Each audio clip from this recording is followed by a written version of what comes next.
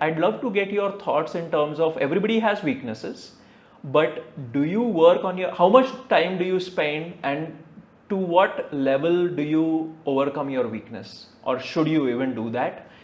Because I'm a big fan of strengths-based approach, right? When I'm coaching anyone, I typically first start with the strengths finder.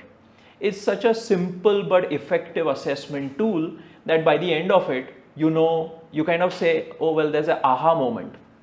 This is something that I knew, but now I know. Yep. Right? So would love to hear your thoughts on your views on weakness and how do you approach it? No, it's a good question. And being a coach, I understand from where you are coming and what's the strength-based approach.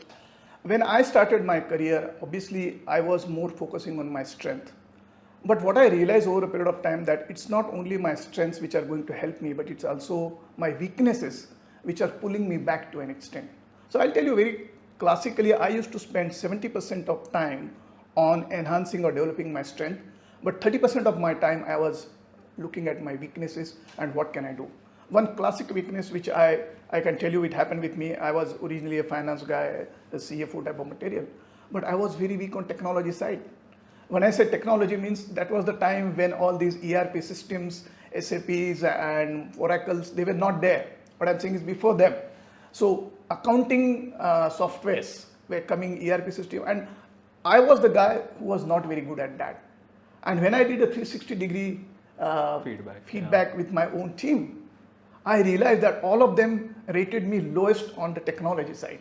And that was the aha moment in a different way for me. Oh my God, this is like, and then I started working on. So what I'm trying, you have to identify what are your weaknesses. You cannot keep putting your weaknesses under the drawer, under the table all the time, because sometimes this is going to hit you. Right. So this was the one technology.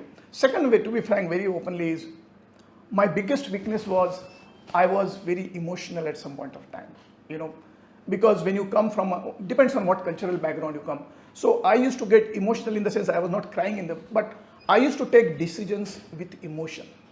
And how to separate the emotions from the business, that was the big thing for me, which I learned in a very hard way.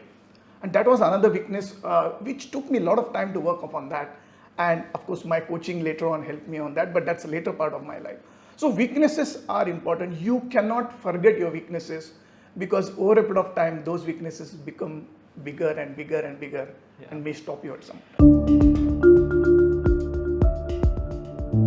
Hey, thanks a lot for watching this podcast. If you liked it, hit the like button, subscribe right now. You'll find a whole lot of videos. Most importantly, if you like this particular video, the whole video, which is a long one, you can grab that too. Check it out now.